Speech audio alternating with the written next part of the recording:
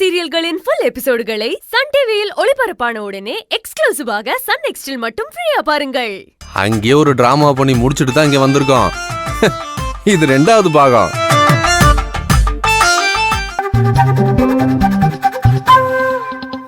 என்னப்பா நீங்க? அவ அங்க இருந்து எவ்வளவு தூரத்துல இருந்து வரா? நீங்க இப்படி எல்லாம் டிராமா போட்டீங்கன்னு தெரிஞ்சா அவ்வளவுதான். நீங்க யாரும் சொல்லிடாதீங்கம்மா. நானும் சொல்ல போறது இல்ல. ஒரு 2 நாள் ஹாஸ்பிட்டல் அட்மிட் ஆயிருப்போம். அறக்க பறக்க கிளம்பி இன்னைக்கு ராத்திரியே வந்துருவாங்கன்னு நினைக்கிறேன். அவளை வர வைக்க வேண்டியது என் பொறுப்பு. நான் வர வச்சிடுறேன். ஆனா அதுக்கப்புறம் குழந்தைக்கு மொட்டை போட வைக்கிறதுக்கு நீங்க எல்லாரும் சேர்ந்து பேசிதான் அவகிட்ட சம்மதம் வாங்கணும். சரியா? சரிதான் சம்மந்தி. அவ வரட்டும். வந்ததுக்கு அப்புறம் என்னன்னு பேசிக்கலாம். மேடம், எல்லாரும் கொஞ்சம் வெளியில வெயிட் பண்றீங்களா? பேஷண்ட்டுக்கு ஏதோ இன்ஃபெக்ஷன் ஆயிட போகுது. என்னங்க ஆச்சு? ஆல்ரெடி செஸ்ட் பெயின் வந்திருக்காரு. சார், நீங்க இவ்வளவு நேரம் எல்லாம் பேசக்கூடாது. ஆமாமா, கொஞ்சம் மூச்சு வாங்கத்தான் செய்யுது. பேசினா மூச்சு வாங்கதான் செய்யும். அதுக்காக தான் ரெஸ்ட் எடுக்க சொல்றோம். ஹாஸ்பிட்டல் வந்து இப்படி பேசிட்டு இருந்தா எப்படி சார்? மேடம், கொஞ்சம் வெளியில போங்க எல்லாரும். சம்மந்தி, நீங்க எல்லாரும் கொஞ்சம் வெளியில வெயிட் பண்ணுங்க. பூர்ணிமா வந்ததுக்கு அப்புறம் பேசிப்போம். எனக்கு டயர்டா இருக்கு. நான் ரெஸ்ட் எடுத்துக்கிறேன் கொஞ்சம். சரிங்களா? சரிப்பா. சரி, பாத்துக்கோங்க.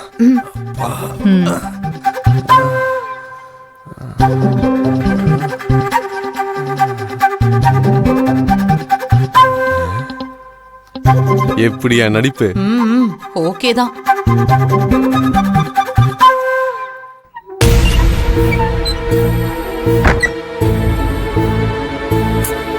என்ன செவந்தி இவரு? இந்த மனுஷன் இப்படி எல்லாமா போய் சொல்லுவாரு? மனுஷனுக்கு உடம்பு சரியில்லைன்னா ஆஸ்பத்திரிக்கு வர்றதுக்கே பயப்படுவாங்க. இவர் என்னடானாக்கா டூர் போற மாதிரி ஆஸ்பத்திரிக்கு வந்து ஜாலியா படுத்துக்கிட்டு நம்மள வேற சாப்பிட்டு போங்கன்னு சொல்றாரு. சம்மந்தி அம்மா போன் பண்ணி சொன்ன பதட்டத்துல எனக்கு உடம்பெல்லாம் அப்படியே விறுவிறுத்து போச்சு. இப்படியா போய் சொல்றது? சரியான ஆளா இருக்காரு. சரி வாங்க.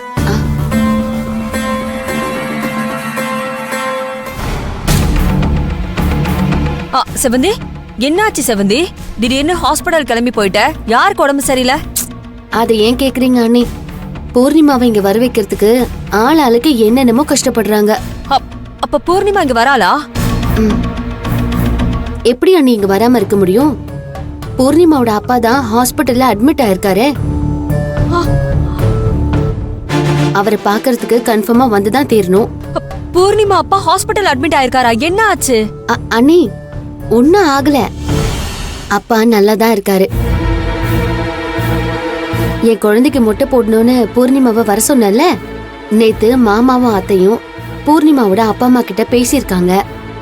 பூர்ணிமா வரமாட்டேன்னு சொன்னதையும் சொல்லிருக்காங்க. உடனே பூர்ணிமா அப்பா யோசிச்சு பார்த்திருக்காரு. இவளை வர வைக்கணும்னா சும்மாலாம் சொன்னா வரமாட்டான்னு நல்லா இவருக்கு தெரிஞ்சிருக்கு. அதான் ஹார்ட் அட்டாக் வந்த மாதிரி ஹாஸ்பிட்டல்ல அட்மிட் ஆயிட்டேன்னு சொல்லி நேரா ஹாஸ்பிட்டல்லையும் போய் அட்மிட் ஆயிட்டாரு. பூர்ணிமாவுக்கும் நியூஸ் போயிருக்கு. அவ இப்ப கிளம்பி வந்துகிட்டு இருக்காளாம். ஏன் சவந்தி, அவங்க அப்பா நிஜமாவே ஹாஸ்பிட்டல் அட்மிட் ஆயிருக்காங்களா? ஆமா சிந்து, நான் கூட சீரியஸா ஏதோ ஆயிருக்கும் போல அதான் ஹாஸ்பிட்டல்ல அட்மிட் பண்ணிருக்காங்கன்னு நினைச்சேன். அங்க போய் பார்த்தா மனுஷன் ஜாலியா உட்காந்து பேசி சிரிச்சுக்கிட்டு இருக்காரு. டாக்டரையும் சேர்த்து ஏமாத்திக்கிட்டு இருக்காரு. அப்ப இது பூர்ணிமா அம்மாவுக்கு தெரியுமா? நீங்க வேற. ஹாஸ்பிட்டல்ல அப்பா அட்மிட்னு பூர்ணிமாவுக்கு போன் பண்ணி சொன்னதே அவங்க அம்மா தான். அவங்களும் சேர்ந்துதான் இதுல நடிச்சிட்டு இருக்காங்க. செவந்தி, கேக்குறதுக்கே சுவாரஸ்யமா இருக்கே. இவ ஒருத்தி குடும்பத்துல இருக்கிறதுனால எல்லாரும் என்னென்ன அவஸ்தைப்படுறாங்க பாரு.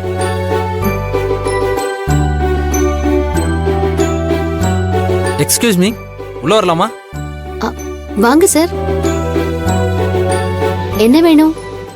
இந்த மூங்கில் பிரியாணி மூலிகை பிரியாணிலாம் செய்றாங்கன்னு சொன்னாங்க. அந்த இடம் இதானா? ஆமா, இங்கதான். இல்லம்மா, 4 நாளைக்கு முன்னாடி நான் உங்க பிரியாணி ஒன்று ஆர்டர் பண்ணி சாப்பிட்டு பார்த்தேன். ரொம்ப நல்லா இருந்துச்சுமா. எங்க வீட்டில் குழந்தைக்கும் ஒய்ஃப்க்கும் வாங்கி கொடுத்தேன். அவங்களுக்கும் ரொம்ப பிடிச்சி போச்சு. Thank you sir. அம்மா, சாப்பிட்டு நல்லா இருக்குன்னு சொல்றதுக்கு மட்டும் நான் இங்கே வரல.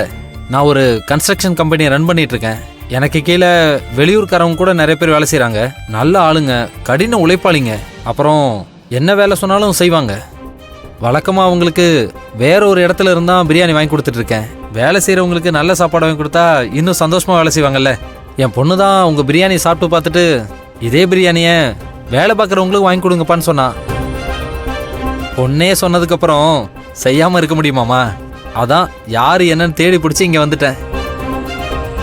இந்த மூங்கில் பிரியாணி மூலிகை பிரியாணி ரெண்டுமே நீங்கள் தான் பண்ணுறீங்களா இல்லை வேற இடத்துல இருந்து வர வைக்கிறீங்களா?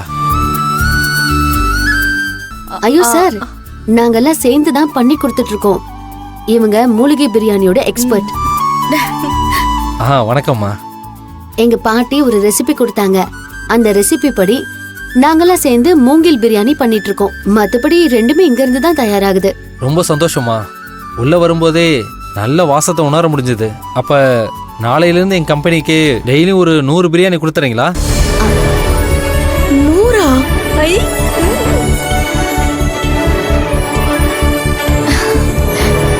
100 பிரியாணியா? கண்டிப்பா கொடுத்துடுறோம் சார். ஒரு 50 பிரியாணி மூலிகை பிரியாணி கொடுங்க. ஒரு 50 மூங்கில் பிரியாணி கொடுத்துருங்க. ஆமா, மூங்கில் பிரியாணியில என்னமா போடுவீங்க? சிக்கனா மட்டனா? இப்போதைக்கு சிக்கன் தான் சார் போட்டு கொடுக்குறோம். நீங்க சொன்னீங்கன்னா மட்டன் கூட போட்டு கொடுத்துடலாம். இல்லம்மா, இப்போதைக்கு சிக்கனே போட்டு கொடுங்க. மட்டன் போட்டு கொடுக்குற அளவுக்கு நான் இன்னும் பெருசா வளரல. பசங்க நல்லா சாப்பிடட்டும். சிக்கன் பிரியாணி போட்டு கொடுங்க. உழைக்கிற பசங்க நல்லா சாப்பிட்ற அளவுக்கு பார்சல் கொஞ்சம் நல்லா போட்டு கொடுங்க. டேஸ்ட்டை குறைச்சிடாதீங்கம்மா, எடையும் குறைச்சிடாதீங்க, சரியா? சார், அப்படிலாம் எதுவுமே பண்ண மாட்டோம். அதுவும் உழைக்கிறவங்களுக்காக நீங்க எப்படி காசு போட்டு பிரியாணி வாங்கி தரீங்க? நாங்க இன்னும் எக்ஸ்ட்ரா வேணா தருவோமே ஒழிய கண்டிப்பா குறைக்க மாட்டோம் சார். எனக்கு ரொம்ப சந்தோஷம்மா. அம்மா, இது என்னோட கன்ஸ்ட்ரக்ஷன் சைட்டு அட்ரஸ். தினமும் இந்த இடத்துக்கு நீங்க பிரியாணி டெலிவரி பண்ணிட்டீங்கன்னா அங்கிருந்து நாங்க பசங்களுக்கு கொடுத்து அனுப்பிடுவோம். Sure sir. டெய்லி கரெக்டா டான்னு 1 மணிக்கு கொண்டு வந்து கொடுத்துருவோம்.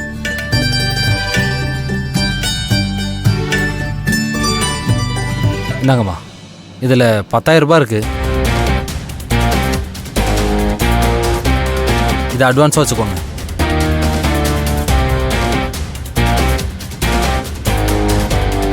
தினம் டெலிவரி பண்ணிட்டு அன்னைக்கு சாயந்தரமே ஆள் அனுப்பி அதுக்கான பணத்தை வாங்கிக்கோங்க, சரியா? தினம் தினம் வாங்கிக்கோங்க. நான் எப்பவுமே அப்பப்போ கிளியர் பண்ணிடுவேன். சாப்பாடு விஷயம் இல்லையா? ரொம்ப சந்தோஷம் சார். நீங்க டெய்லியும் கொடுத்தா எங்களுக்கும் யூஸ்ஃபுல்லா இருக்கும். புரியுதுமா, எல்லாருமே தொழில் பண்றவங்க இல்லையா? காசு கரெக்டாக வந்துட்டு போனா தானே எல்லாருக்குமே நிம்மதியா இருக்கும்.